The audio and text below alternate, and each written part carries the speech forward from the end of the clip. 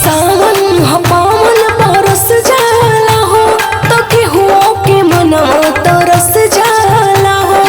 हरे जी सावन हो पावन बरस जाला हो तो केहू के मनवा तरस जाला हो। कर कृपा है बाबा बुनिया को बुझनी तनी डीजे पर कमर हिलालय धन आव बोलबम बोल हारमोनिया पर। तनी डीजे पर कमर हिलालय धन आव बोलबम बोल हारमोनिया पर।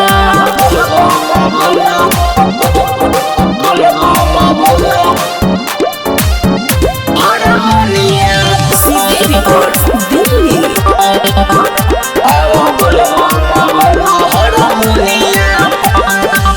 करिले पुजाई बाबा हम बचपन से ज्योतिया बिखेर देती सारा नयन से हो सारा नयन से बाबा पटिकल सारा दुनिया हो। चलो ना उनके सरनिया हो।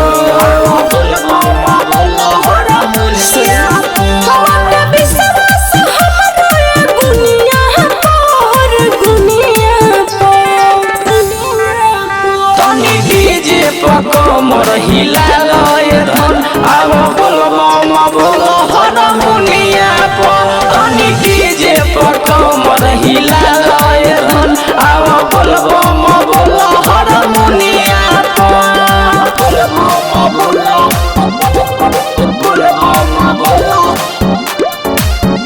हारमोनिया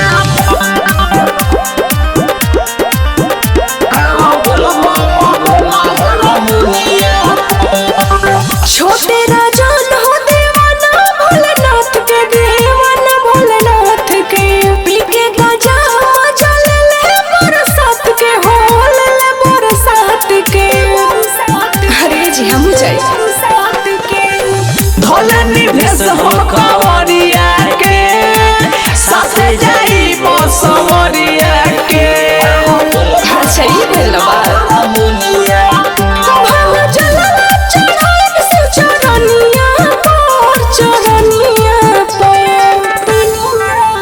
तनी डीजे पर कमर हिलालय धन आव बोलबम बोल हारमोनिया पर।